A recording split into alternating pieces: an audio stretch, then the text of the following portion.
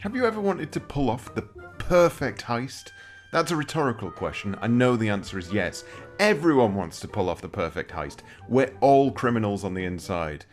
My idea of the perfect heist would be to gain superpowers that made me invisible, and then I'd sneak into a bank and I'd scare people by going, woo!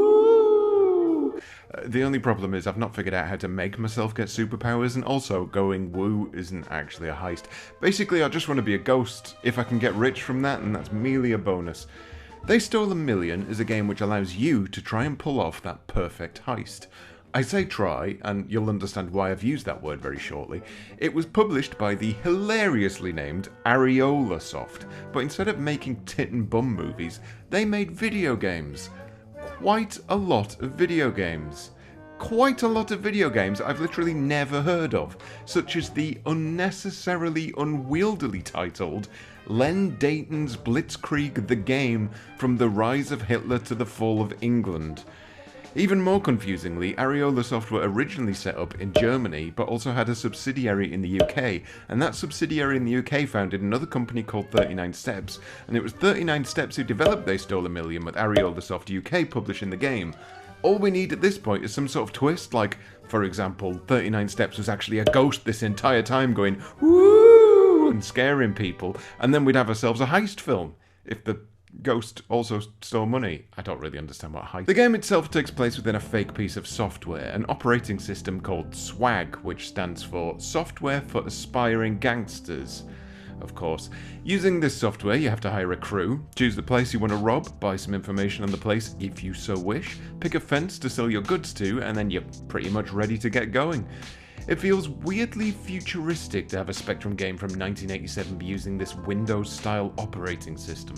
More weird, it actually sort of works, or it certainly gives the illusion that you're within a working operating system. The windows overlay each other like you'd expect a real operating system to, and while you can't move them around like you could in systems with a fancy OS, it's pretty clear that 39 Steps have taken inspiration from Amiga, Microsoft, and everyone else who was trying to shove floating windows in front of our mouse pointers. These screens are full of details too, optional details. You can sit and read the bio of each of the characters if you choose, or you can skip to the main details, which is basically what they're good at. Which is important because each job requires planning, and that planning comes with its own options. You get a description of the place you plan to steal from, you can purchase further information about specifics like the alarm system. It feels really fleshed out for a game this old, and it certainly isn't something I was expecting because up until this week, I've never played the game before. What's really amazing about all this, I didn't need to read the instructions once here. Everything made sense. When I tried to move forward without completing all the things I needed to, the game would tell me. I understood what my goal was. I understood what potential skills I needed in order to progress. It all made sense. That sounds like extremely light praise, but with this being a relatively complex game from the mid-80s, that is high praise indeed. I've played platformers on the ZX Spectrum that made less sense than this. They Stole $1 Million is a masterclass in what people should have probably been doing 30 years ago. But I guess that lesson has likely been learned now, right? No one makes confusing, stupid UI designs anymore. Moving on then, we get the blueprint phase. Again, having not read the instructions, this section of the game is incredibly well put together and easy to understand. You move each character in position and ask them to perform tasks. Each time you make them do something, the individual's timer increases, so you always know the timings of when your character should be doing something. Once you've got all your plans in place on the blueprint phase, you can then activate the heist itself.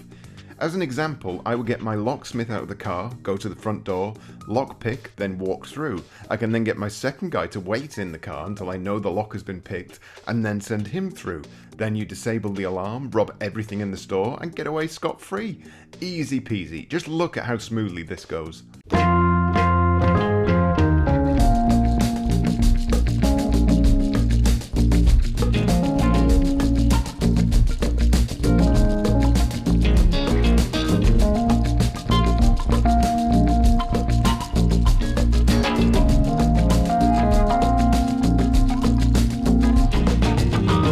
only I'm lying. Surprise, motherfucker! Much like the perfect heist that involves me having paranormal powers, I've pulled the wool over your eyes.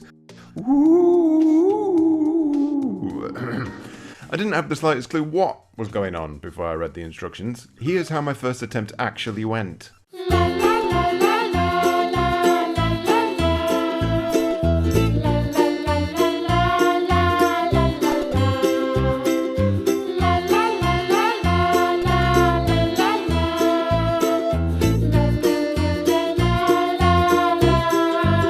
Completing a mission is like a complex clockwork puzzle. You have to be mindful of the placement of your characters at specific times, and you also have to be mindful of your character's skills.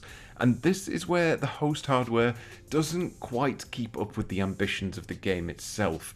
Using a mouse and keyboard on these icon-driven menus is a lot easier than, say, using the cursor keys and pressing enter, which is incidentally what you'll constantly be doing. There's also no tooltips, no way to bring up information about the people you've hired, so you'll either need to memorize their skills or write them down like a proper nerd.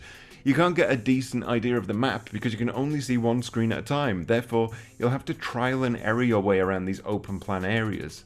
It's these harsh little edges that are hard to ignore, but they may well be forgiven based on the time the game was released. Ultimately, They Stole a Million feels incredibly different to anything else I've played from this era.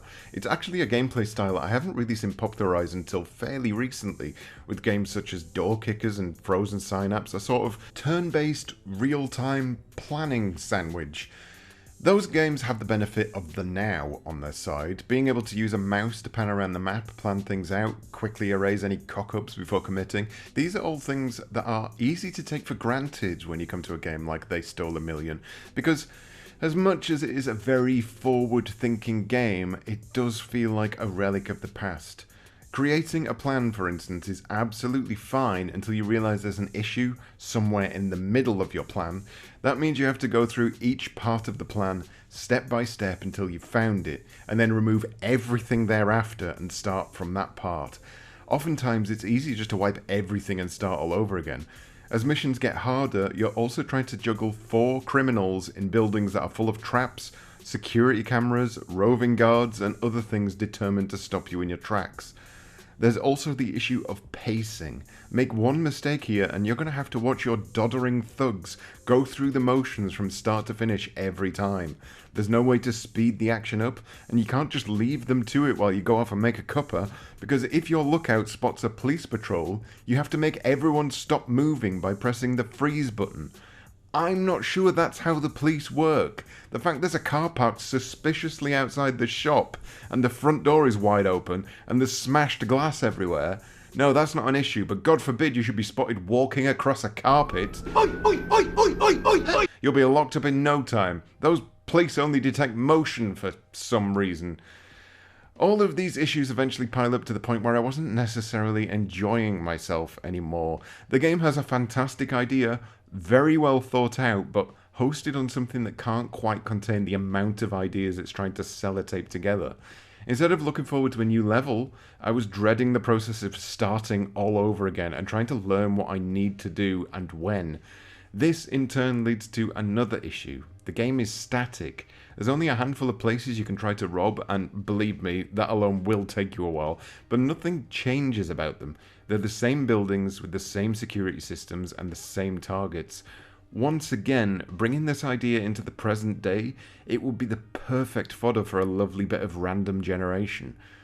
Overall then, I find it difficult to recommend They Stole a Million while also being able to say, wow, what a good game. It's an anomaly, because had I played this back on release, I'd have none of the issues that I now currently do. I'd be wrapped up in trying to solve the puzzles instead of getting wrapped up in trying to solve the UI problems. It's interesting to note then that They Stole a Million did actually get 2 indirect sequels for Amiga and PC. The Clue, set in World War II, and The Sting, set in modern times. They were released in 1994 and 2001 respectively.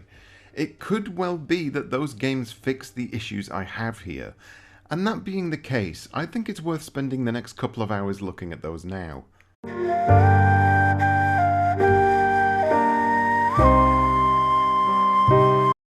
Woo! Psych, we're not looking at those now. I was just pulling the perfect heist. Funny. This is amazing. Cool. Funny. This is amazing. Cool. Funny. This is amazing. Singing our song. Cool. Funny. This is amazing. Cool. Funny. This is amazing. Cool. Funny. This is amazing. This is junk. Junk.